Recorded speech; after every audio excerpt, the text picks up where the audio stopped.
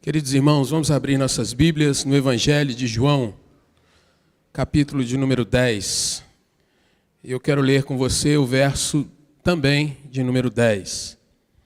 João 10, 10. Enquanto você está aí localizando, chegado o Natal, o ano, mais uma vez, passando, voando. E a gente chega ao fim dessa nossa etapa, 2022. Eu gostaria de, nesse primeiro domingo de dezembro, trazer uma reflexão nesse texto, João 10, 10. O Natal é o Deus Filho entre nós. Parece uma frase comum, uma frase que você já ouviu tantas vezes, mas eu gostaria de refletir com você o sentido dessa expressão. O Deus Filho entre nós. Todos acharam? Amém? Você pode ler comigo então esse texto? João 10, 10. Leamos. O ladrão vem somente para roubar, matar e destruir. Eu vim para que tenham vida e a tenham em abundância. Mais uma vez. O ladrão vem somente para roubar, matar e destruir. Eu vim para que tenham vida e a tenham em abundância. Fique com a sua Bíblia aberta. Vamos orar ao Senhor. Nosso Deus, nós estamos na Tua presença, te cultuando, te declarando, Senhor, que somente o Teu nome é digno de ser adorado e louvado. Estamos na Tua presença, Senhor, carentes da Tua graça, da Tua misericórdia, da transformação que vem do Senhor. E que o Senhor continuamente opera sobre os teus servos. Ó Pai, em nome de Jesus, ajuda-nos nessa noite a que nos aproximemos mais da Tua palavra e que nesse tempo, ó Pai, em que o mundo, de certa forma, vai ser chamado para esse tempo. O mundo vai ver luzes piscando, celebrações, muitas comemorações, mas, Senhor, que o mundo também seja chamado à Tua presença, a Te ver e reconhecer, ó Deus, o sentido dessa celebração, para que o Teu nome, ó Deus, seja honrado, para que salvação possa existir na vida de muitos e a Tua igreja, Senhor Deus, ser renovada, motivada, autorizada e ser intrépida na pregação da Tua palavra nesse tempo. Fala conosco nessa noite, Pai. Estamos necessitados de Ti. E assim te rogamos, em nome de Jesus. Amém, Senhor. Queridos irmãos, um dos dramas que percorrem o Evangelho de João é a resposta que os judeus dão diante das obras e das palavras de Jesus. Diante dos milagres, das maravilhas, as multidões se juntam, se curvam e vão buscar até mesmo colocar Jesus como um rei, espontaneamente. Se você quer conferir, basta você voltar algumas páginas aí da sua Bíblia, no capítulo 6 de João, versículos 14 e 15. Jesus havia multiplicado pães, alimentou muitas pessoas, e naquela hora, depois de verem aquele milagre, depois de comerem, serem tratadas por Cristo, eles querem colocar Jesus como seu rei. E Jesus se afasta deles. Diante dos milagres, diante das maravilhas, Jesus é o máximo, é o maior. Mas, no mesmo Evangelho de João, e você vai ver isso algumas vezes também, quando Jesus reivindica quem Ele é e que as pessoas o reconheçam, quando Ele diz que é o Filho de Deus, Filho e ainda Ele é o próprio Deus, as pessoas agora vão acusar de blasfêmia.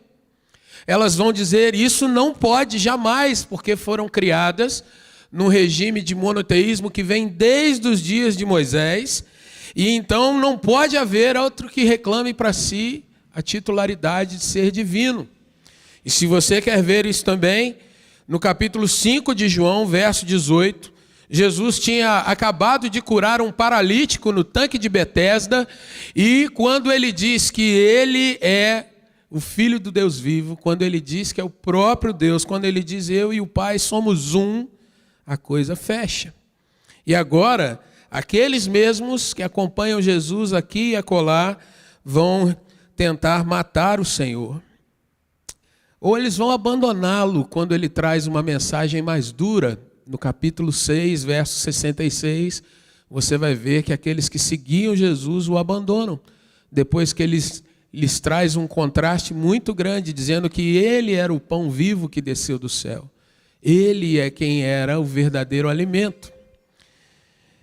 E assim, irmãos, de uma outra questão mais dura, quando ele recorria às Escrituras, quando seus ouvintes reclamavam para si algum título, por exemplo, nós somos os filhos de Abraão, nós somos os descendentes de Abraão, nós fomos alimentados por Moisés. Jesus diz assim: então se é para a Escritura que vocês querem ir, observem as Escrituras. E olha você, querido irmão, no capítulo 8, versos 32, 36, quando Jesus diz assim: se vocês conhecerem de fato a verdade, aí sim vocês serão livres. E aqui então, irmãos, nós temos esse drama que percorre todo esse evangelho. Quando Jesus dá o que as pessoas querem, ele é um rei. Quando Jesus mostra quem ele é e as implicações disso, quando ele diz, eu sou o Filho de Deus, então vocês vão obedecer, vão se curvar, vão reconhecer quem eu sou, Jesus já não serve mais. E aqui, irmãos, nós temos um paralelo com os nossos dias. Nesses nossos dias, existe uma filosofia dentro do próprio cristianismo que tem defendido a questão de que Jesus deve ser conhecido pelos seus atos grandiosos. Jesus deve ser conhecido talvez pelos seus atos generosos. Vamos fazer o bem indistintamente, vamos vestir, vamos alimentar, vamos fazer coisas generosas, porque aí, de alguma forma, talvez as pessoas reconheçam Jesus. E talvez depois, somente depois, ele seria conhecido como Deus de fato, que ele é, e nós sabemos que assim é. Para o nosso espanto, irmãos, da mesma forma que os judeus, naqueles dias da presença física de Jesus entre nós, alguns cristãos hoje querem as obras de Jesus, querem o poder que emana das suas mãos, mas não o seu senhorio, não a sua autoridade, não a sua lei, não os seus princípios.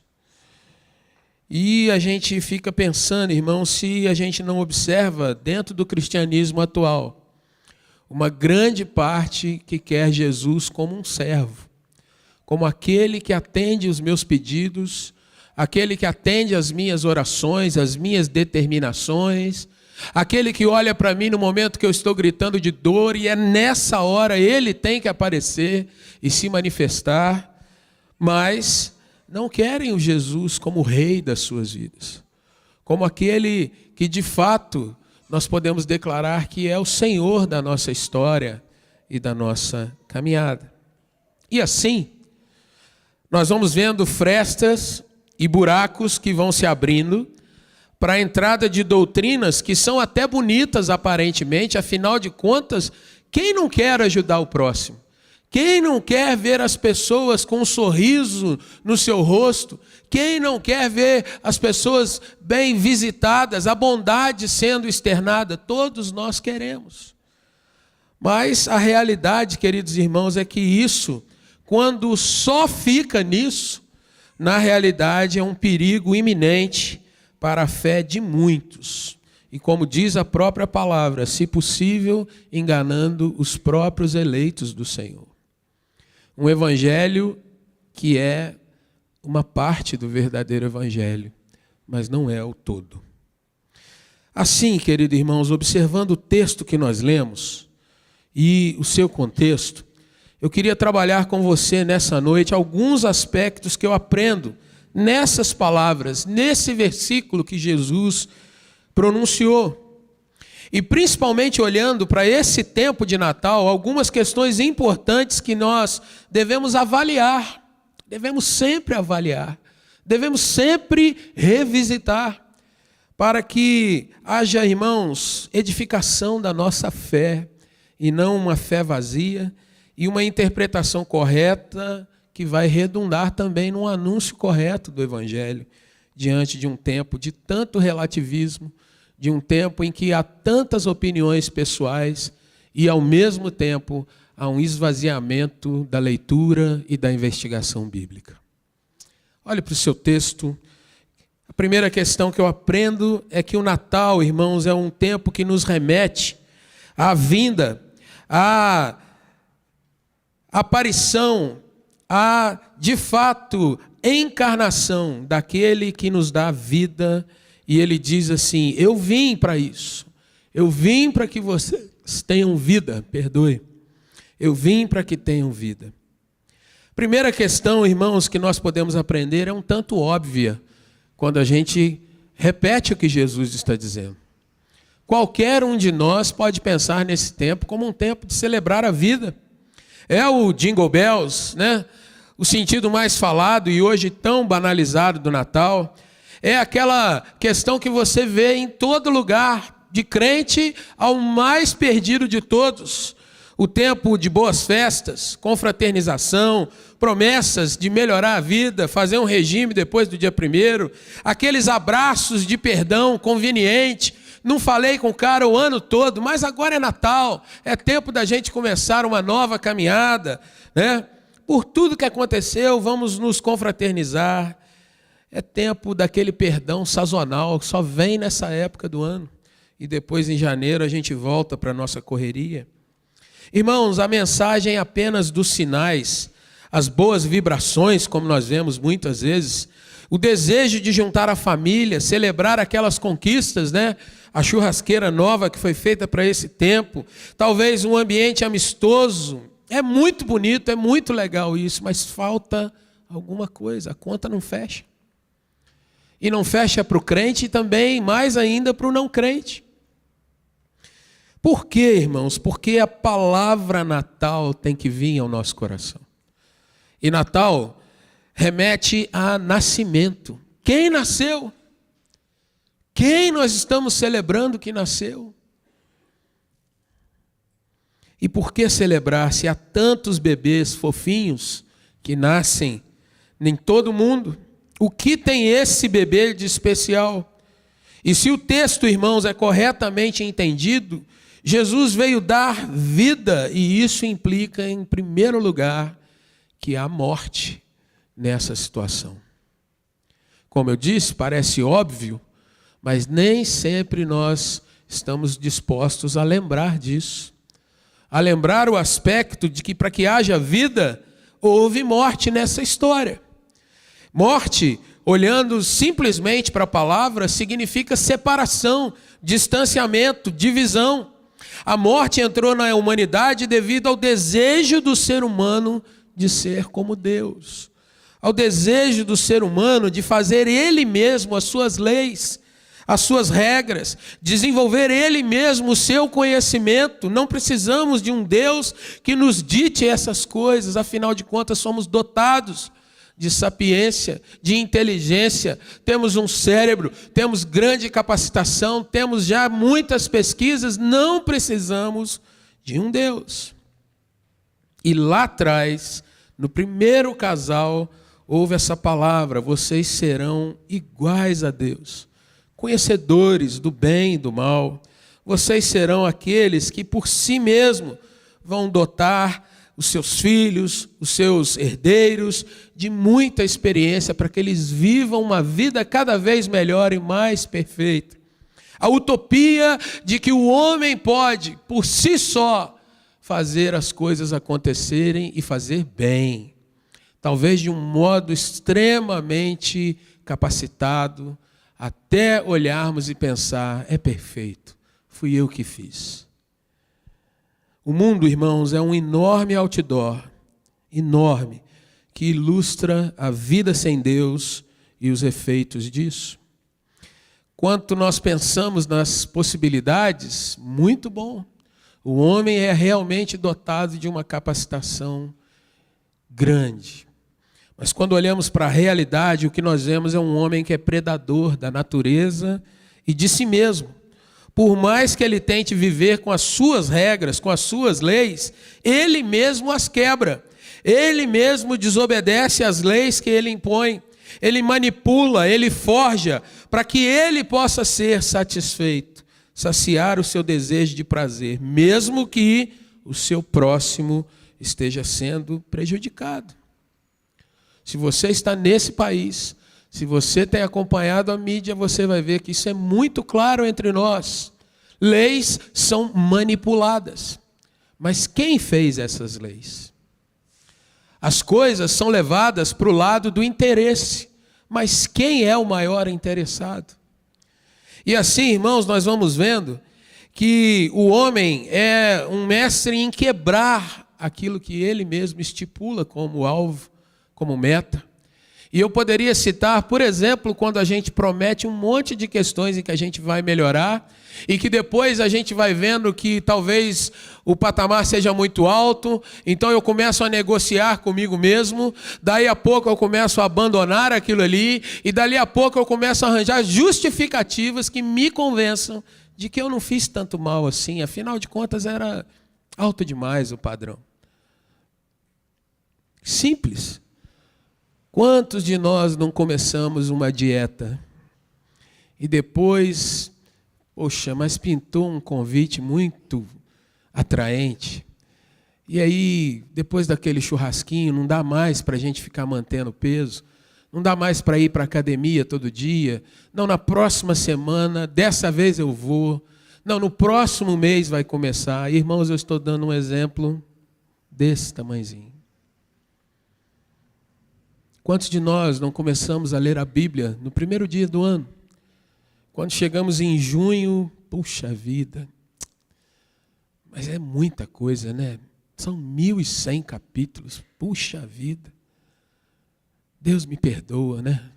É muito trabalho. Pior ainda, irmãos, quando nós prometemos fidelidade, honra, estabelecemos os compromissos com a vida da igreja, com a nossa cidade, cidadania, e vamos rompendo. E, pior, vamos nos justificando. A maior quebra da lei possível, irmãos, é o homem dar as costas para Deus, sendo ele um ser que foi criado por Deus. Isso é desobediência e morte. Separação de Deus sinalizada permanentemente pela morte física. Qual é o maior sinal que eu posso dizer para as pessoas que o Natal é um sinônimo, um sinal de vida? É quando eu digo para todas as pessoas que elas têm um prazo de validade, a própria morte física. Sinal da nossa separação de Deus. Mas o Senhor, desde o início, desde aquele primeiro casal, mesmo diante do pecado, mesmo diante da ofensa, mesmo diante da ruptura, ele perdoaria o homem através de Jesus Cristo. Gênesis 3, irmãos, é um relato fantástico. Porque se você prestar atenção ali, você vai ver que Deus havia dado uma palavra para o homem. Você tem liberdade de usufruir de tudo quanto o seu olho vê, menos um ponto, menos uma árvore. Você pode fazer o que bem entender dentro desse jardim, mas no dia em que você romper essa ordem, tocar no que você não deve, nesse único lugar, certamente morrerás. Mas Gênesis 3 traz uma questão de que o próprio Deus, querido irmão, contra a sua própria lei, Deus foi misericordioso, Deus foi gracioso. E ali ele lança uma promessa da qual ele é acusado de ser injusto. Porque o nosso inimigo, o acusador, sempre acusa Deus de ser um Deus perdoador, quando ele deveria ser um Deus justiceiro, quando ele deveria ali, naquele momento, ter acabado com a história. Mas Deus lança não a morte, mas uma promessa. A inimizade entre Satanás e a raça humana. O descendente da mulher viria para pisar a cabeça da serpente. E ao fazer isso, ele levaria também uma ferida no seu calcanhar. Ali, querido irmão, havia a primeira promessa, e desde então, ao longo da história, todo o povo do Senhor passou peregrinando e olhando para o futuro, para o cumprimento, para o momento em que aquilo ali seria de fato encerrado. Se você quer um exemplo disso, 700 anos antes de Jesus, se você quiser ler na sua Bíblia, o texto de Isaías, capítulo 9, o Senhor vai dizer a partir do verso 1 e 2, dizendo assim: olha, mas para a terra que estava aflita, um povo que separado de Deus está cada vez mais se perdendo, um matando o outro, um violento para com o outro, um perseguindo o outro, uma terra aflita, não continuará a obscuridade, a escuridão, a sombra. Deus, nos primeiros tempos, tornou desprezível a terra de Zebulon e a terra de Naftali. O efeito do pecado está ali no meio do povo do Senhor, assim como está ainda nos nossos dias. Mas veja, nos primeiros houve desprezo por aquelas terras, mas nos últimos tornará glorioso o caminho do mar, além do Jordão, Galileia dos gentios. O povo que andava em trevas viu grande luz, e aos que viviam na região da sombra da morte, resplandeceu-se-lhes a luz. 700 anos antes. Poderia citar para os irmãos aqui em vários e vários textos proféticos. Texto de Obadias, que é tão distante das nossas leituras, o Senhor ali diz que no monte Sião haverá o livramento. No monte do Senhor haverá o livramento. Texto de Abacuque, aquele profeta declara que aguardaria o Senhor, se alegraria no Senhor, porque o Senhor é a sua força e seu livramento. Meus irmãos, quando nós interpelamos alguém da nossa família, nas ruas, é certo que você pode ouvir das pessoas. Se elas olharem para esse tempo, para esse mundo, elas verão claramente um povo que parece que anda morto, sem esperanças. E a pergunta deveria ser muito direta: você tem esperança no seu coração? Você carrega, de acordo com o que você vê por aí, alguma expectativa de coisas melhores? O Brasil é o país do futuro, você acredita de fato nisso? Mas Jesus disse que veio para que eu e você tivéssemos vida. Por que nós então não olhamos para Cristo Jesus e não aprendemos sobre Ele? Não observamos o que Ele tem nos ensinado, não observamos a sua obra por completo? Porque Ele não veio apenas trazer uma mensagem, mas Ele veio ser a própria mensagem. Ele não apenas falou de vida, mas Ele morreu a nossa morte. Ele não apenas fez uma declaração, um discurso e se foi, mas se tornou de fato um de nós. Ele viveu tudo aquilo que Ele proclamou. Jesus é a verdade. Olhemos para isso, queridos irmãos. O Natal deve ser vivido assim: Ele nos deu vida, estando nós mortos nos nossos delitos e pecados. Há um outro ponto que eu gostaria de tratar com você, e agora é um ponto um pouco mais sombrio, porque nem sempre em época de festas nós queremos entrar em territórios que nos remetem a desgaste, a confronto, a certas situações que nos colocam em xeque. Mas Jesus disse uma palavra que nós devemos observar nesse texto de João 10:10. O Natal, queridos irmãos, esse é o ponto, nos remete também à realidade do mal. Jesus disse: o ladrão vem somente para roubar, matar e destruir. Pastor, Natal é época de falar disso? Querido irmão, você está vivendo? Você sai para comprar as coisas e entra em supermercado?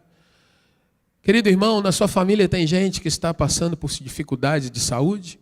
Você tem conhecidos que estão lutando? Será que o mal não está presente para que a gente possa tentar levar uma mensagem de esperança? Meus irmãos, nós vivemos num tempo em que o mal é visto muito mais facilmente do que no século passado, por exemplo, e mais ainda nos séculos anteriores.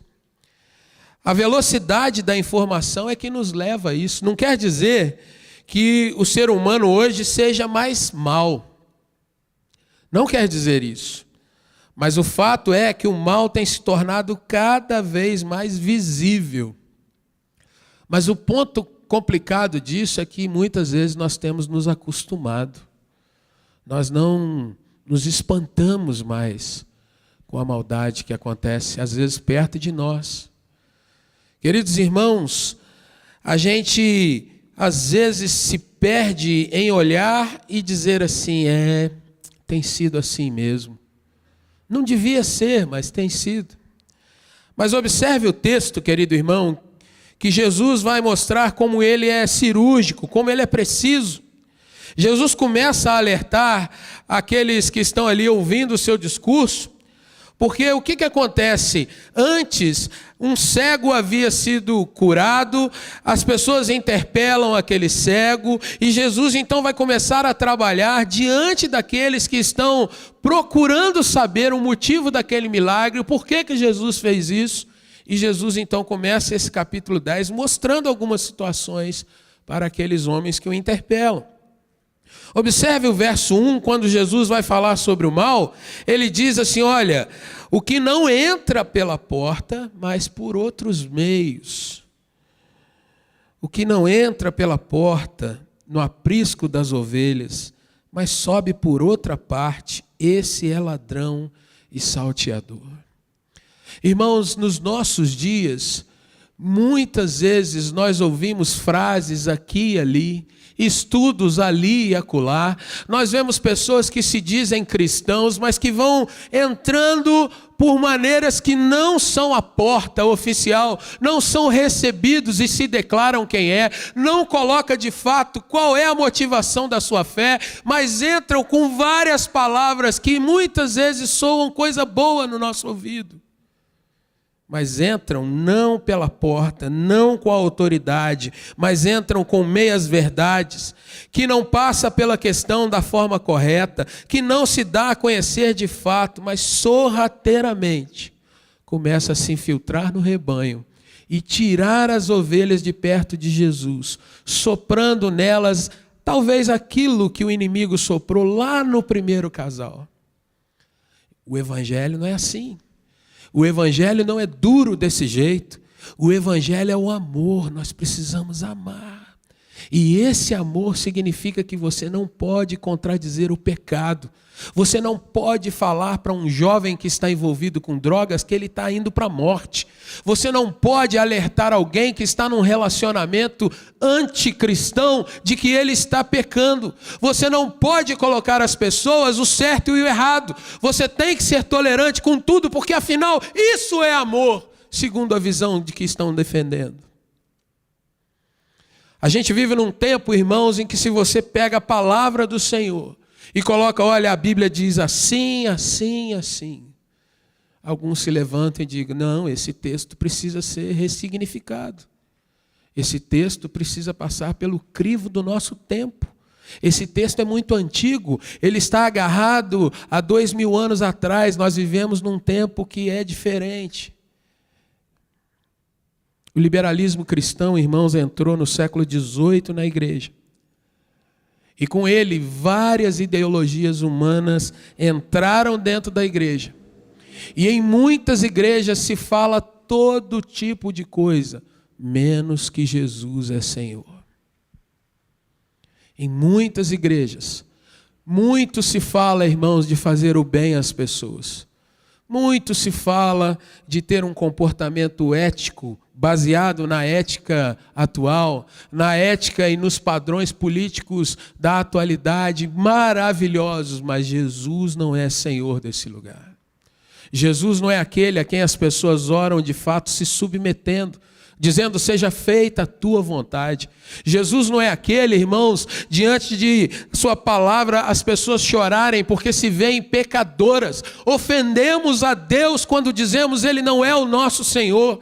Esse é um tempo, irmãos, em que muitas igrejas fazem um belo show para quem está na plateia. Há um telão colocado, você é amado, querido, as canções têm aquele talento de mexer com as emoções, mas não se afirma de fato de que todos pecaram e carecem da glória de Deus. Onde está essa igreja hoje? Onde está esse Natal que mostra que nós estávamos mortos nos nossos delitos e pecados, mas Jesus veio para nos resgatar das trevas?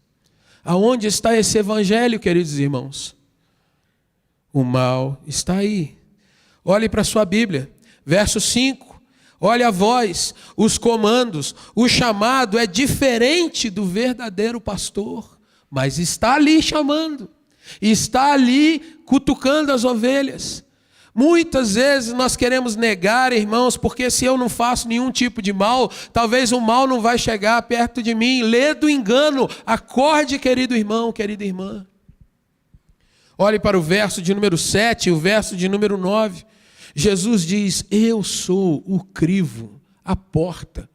Tem que passar por mim, pelo meu ministério, pela minha palavra, não há outro caminho. Em outras palavras, como no capítulo 14, eu sou o caminho, a verdade e a vida, e ninguém vem ao Pai senão por mim. Eu sou a porta. Aquele que quer chegar até as ovelhas, e as ovelhas que querem ser alimentadas, elas não pulam a cerca.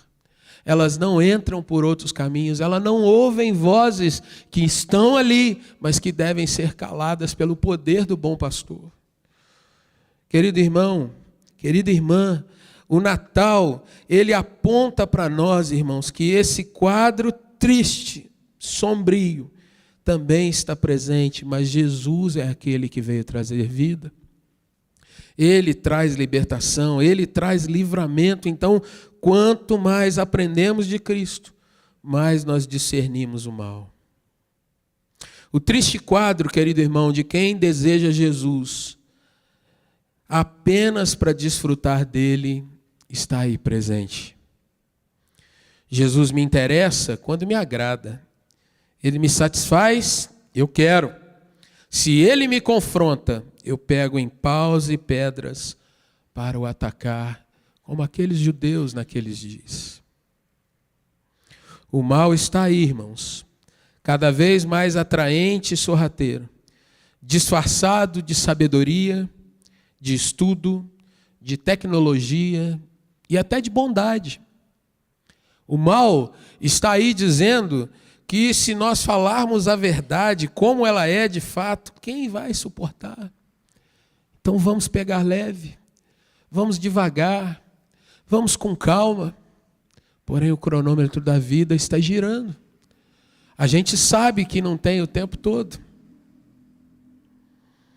Mas há algo, irmãos, que é o terceiro ponto dessa palavra, que eu preciso também, à luz desse texto, compartilhar com você. O Natal, querido irmão, como nós vimos no primeiro ponto, nos remete à vinda. Jesus, de fato, veio para nos dar vida. O Natal também remete, irmãos, que Jesus veio para nos dar a vida, mas o mal está presente e eu preciso, de fato, ser vigilante. Eu preciso prestar bastante atenção em quem confessa o senhorio de Cristo. Eu preciso estar atento, mas o Natal também vai me remeter a algo que muitos crentes desejam, querem, precisam experimentar a cada dia. O Natal nos remete à plenitude de vida. O Senhor Jesus diz assim: eu vim para que vocês tenham vida, mas a tenham em abundância. Vida plena, vida cheia. Abundância, querido irmão, significa amplitude, sobejamento, ou uma vida sobejante, fluente, plena, farta, em quantidade e qualidade. Não apenas em situações as quais eu enxergo, mas Jesus quer ir muito além disso. E aqui, irmãos, a gente vai chegando numa situação que a gente, se aprendendo com Cristo, a gente vai vendo o quanto Ele é bom para conosco. Jesus não veio para nos escravizar. Jesus veio, irmãos, para nos dar resposta para as questões que mais machucam a nossa alma. Jesus traz para nós quem nós somos de fato, qual a nossa essência, de onde nós viemos, o que nos constitui. Jesus nos traz, irmãos, a resposta de o porquê estarmos aqui, o que fazemos nessa vida, o que nós, de fato, temos a desempenhar, o que nós podemos desfrutar. Jesus nos responde essas questões. Mais ainda, irmãos, enquanto seres vivos, relacionais, Jesus nos mostra como nós lidamos e podemos lidar bem uns com os outros. E Jesus também nos mostra, irmãos, como será o futuro, para onde estamos caminhando. Caminhando com Ele, Ele nos diz que chegaremos a um ponto. Caminhando sem Ele, Ele também nos afirma que chegaremos a um outro ponto. Então as coisas estão às claras. Jesus não veio, irmãos, para nos trazer mistério, ao contrário, Jesus rasgou o véu e nos fez adentrar no mais profundo lugar, onde nós podemos ter intimidade com o Criador. E onde podemos, irmãos, ser tratados, ser beneficiados, ser aqueles que usufruem realmente de quantidade de tranquilidade maior do que esse mundo pode oferecer. Jesus não veio como uma resposta árida, triste, vazia, mas veio Ele mesmo como aquele que nos abraça, nos limpa, aquele que de fato, queridos irmãos, nos preenche, nos fortalece, nos faz sorrir mesmo em dias mais cinzentos. Diante das dificuldades mais rasas, ou até naqueles problemas mais duros, Jesus se apresenta como o bom pastor. Ele não veio para roubar, Ele não veio para matar, Ele não veio para destruir. Ao contrário, o verso de número 11 diz: eu vim para dar a vida, se assim for, pelas minhas ovelhas. E assim foi. Ele veio para se entregar e se entregou. Ele veio como for anunciado e cumpriu. Ele veio, queridos irmãos, como um servo obediente, cumprindo a vontade do Pai Celestial e cumpriu cabalmente esse ministério. E quando eu falo de Natal para alguém, irmãos, eu devo pensar então que o Natal é um grande grito de livramento para a humanidade que está em trevas, que está perdida, que dia a dia se mata a si própria e ainda assim diz que ama, que abraça, elege um dia para isso. Mas o verdadeiro abraço está no Senhor cuidando de nós. O Natal, querido irmão, é o grito de vida para aquele que está morto, que precisa de esperança. Ele é também o grande afago, o grande consolo para aquele que chora, que às vezes geme sozinho, mas que encontra nos braços do Senhor Jesus o consolo que a alma tanto deseja, tanto busca. De uma vez por todas, Jesus nos concede vida hoje, por ser Ele o Deus conosco, o Emanuel. E essa vida, irmãos, será plena em sua volta, quando Ele levará o seu rebanho para habitar com Ele para sempre, sem dor, nem morte, nunca mais.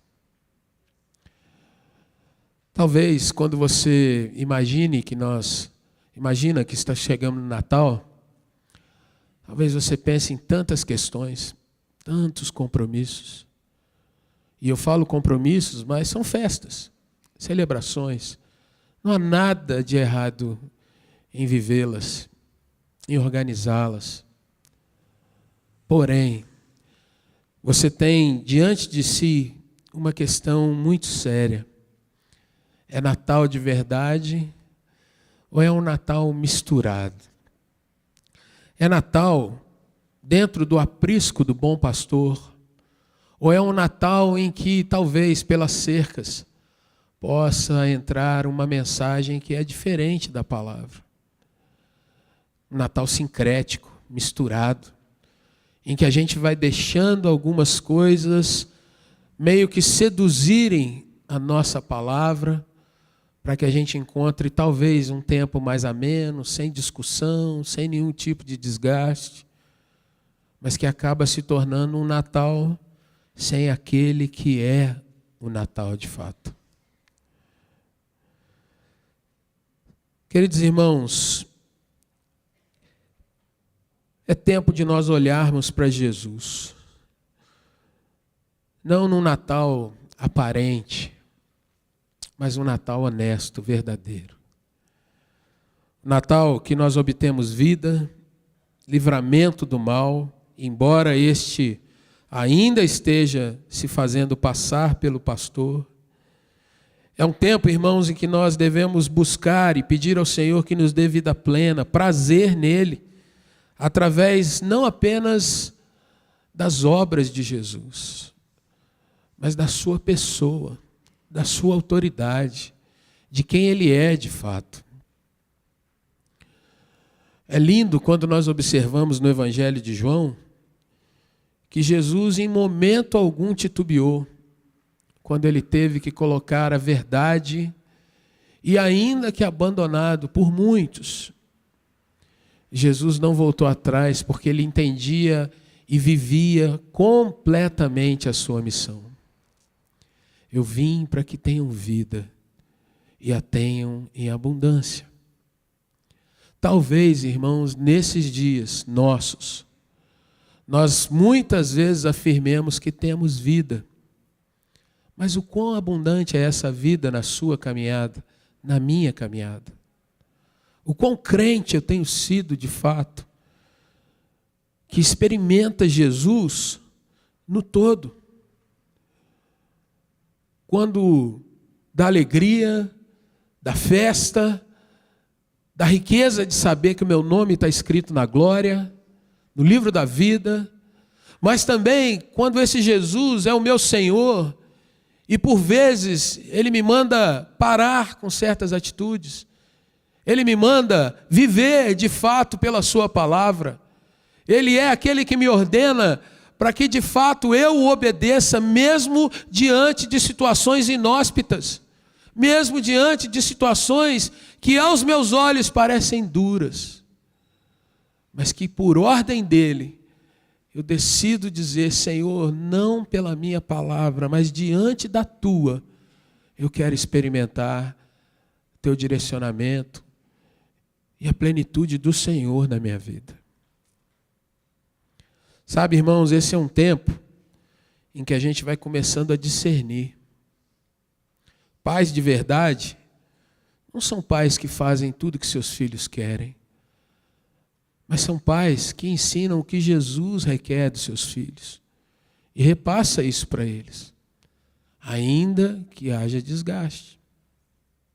Filhos de verdade são filhos que amam Jesus e oram pelos seus pais, e às vezes passam pelo desgaste de, por obediência, por respeito, por saber que pai é pai, mãe é mãe. Muitas vezes o filho tem que dar um passo para trás, abrir mão do seu prazer, da sua alegria, mas por obediência e por amor a Cristo, dar o testemunho no seu lar. Esse é um tempo, irmãos, da gente discernir que crente é crente. E por amor a Jesus, a gente faz as escolhas que Jesus nos dá. E não aquelas que nos apaixonam mais, nos constrangem mais ou nos seduzem mais.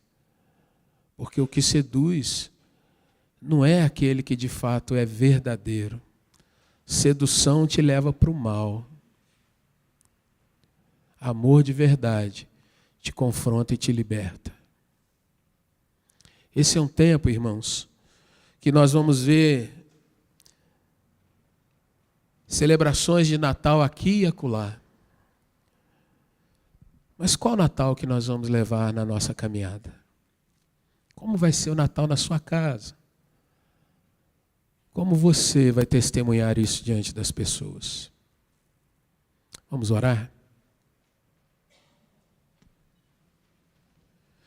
Nosso Deus, obrigado pela Tua palavra. Obrigado, Jesus, porque num contexto em que o Senhor está defendendo não apenas o seu poder, que era visto, era claro, mas o Senhor está mostrando que o Senhor é Deus de fato, e não apenas um ser evoluído, um ser melhorado. O Senhor não é apenas um mestre, não é apenas um sábio. O Senhor é Deus Todo-Poderoso, autoridade no céu e na terra.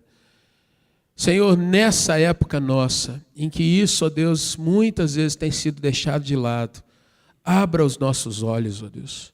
Abra o nosso coração. Ajuda-nos, ó Deus, a ver que essa verdade é a verdade que liberta, é a verdade que salva. Ajuda-nos, ó Deus, a ser livres dos pensamentos, ó Deus, que muitas vezes são agradáveis num certo sentido, porque nos mostram como poderosos, como bonitos, livres, mas às vezes nos afastam da Tua palavra e da verdade que ela é. Ó Deus, ajuda-nos a ser vigilantes nesse tempo. Ajuda-nos, ó Deus, no nome santo de Jesus. Porque se o Senhor, ó Deus, não nos edificar, se o Senhor, ó Deus, não tratar, não nos proteger, em vão, ó Deus, serão os nossos esforços. Em nome de Jesus, santifica a Tua igreja para Ti. Dá, ó Deus, em nome do Senhor, um tempo em que a Tua igreja, ó Deus, se levante com autoridade diante desse século, para continuar proclamando o Teu reino, como os nossos pais proclamaram, como, ó Deus, os pioneiros proclamaram, como, ó Deus, ao longo da história, crentes fiéis, ó Deus, que muitas vezes pagaram um preço tão alto, mas não se renderam ao Deus desse século, para que o Teu nome fosse honrado, Pai. Ensina-nos, ó Deus, que nesse tempo de festa e de celebração, nós nos levantemos e proclamemos a verdade do Senhor. É assim que eu oro e desde já Te agradeço, te pedindo que o Senhor abençoe cada família aqui representada, para a glória do Senhor e para o nosso bem, em nome de Jesus. Amém, Senhor.